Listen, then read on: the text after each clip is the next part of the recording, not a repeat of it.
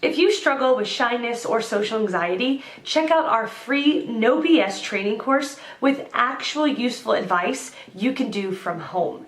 None of that just get out there nonsense. The link is in the description below. For now, let's get to today's question.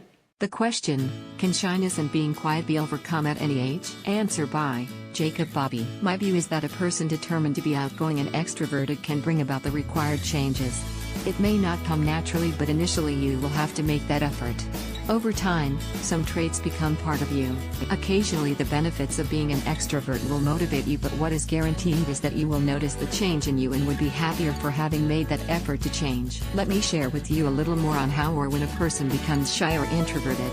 That should give you a better understanding of your own situation and also give you clues as to what steps you must take to bring about a positive change in yourself. A person is normally perceived as shy or introverted when he/she is uncomfortable in the presence of others. The three common situations are in the presence of authorities or people of a higher status, power, in social situations, e.g., in a wedding or a public meeting or an informal get-together, formal party, in situations where one needs to be assertive, e.g., to go and make an inquiry or register a complaint. It is not necessary that a person has to be an extrovert in order to be bold, i.e., not shy.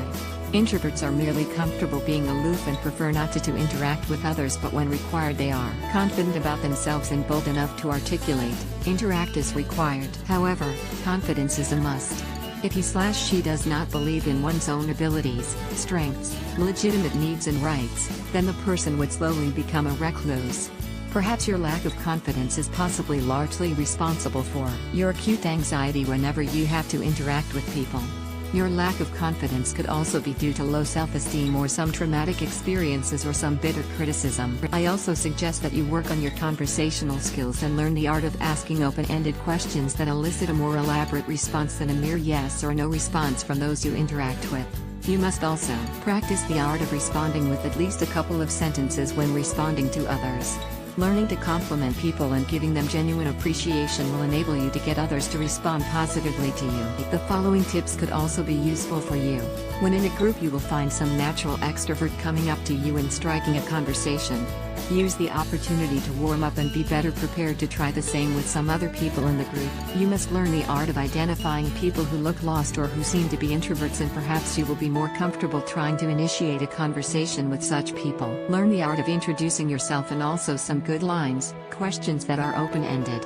Be careful not to be too aggressive with a response that runs counter to the opinion/views of the person you are interacting with has. Also find polite ways of excusing yourself from a conversation so that you can move on if bored or if you want to interact with others. I would also urge you to also go through my answers to similar queries raised in this forum by clicking on the links below. Jacob Bobby's answer to how can I save myself from low self-esteem? Jacob Bobby's answer to what are the best options for increasing self-confidence? Jacob Bobby's answer to is there any problem in being an introvert? Answer by Bentley Kendall. I believe it can.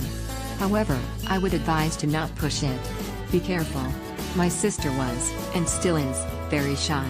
She's slowly come out of her shell, but in elementary school, she'd nearly break down crying. We tried to force her to talk to people and to be more open, and that almost led to a permanent bridge in our sistership. My point is, do it slowly. Don't let anyone force you into it. Do it at your own pace. Especially if you're older, it's going to be a bit harder to be more social, as shyness is a habit. Best of luck. Answer by Joe Bland. I'd like to know your age and gender. I'm 50 now, and female. I can tell you that in my childhood experience, I was always called shy and I was also called too sensitive. It wasn't until I was 20 and had been experiencing a couple of years working in a bank after I left school, that I realized that being sensitive meant I was also kind and considerate and compassionate. This is now my gift to others. And actually has been forever if I think about it. Please don't think for a minute that your shyness means anything bad or negative. You are more important than you might imagine. Your time will come and your sensitivity is going to shine through. I suspect that even posting something like this on this app has already spurred a change due to your intention. You have gifts that other people envy. To be quiet means you have observed much. Be grateful for that. So many people wish they could be like you. I would say that it's not a matter of overcoming your shyness and quietness. I would say that it's your gift and you would be best served by following what that means to you. Just be you. You'll soon see how effective you are by just being you. All the very best.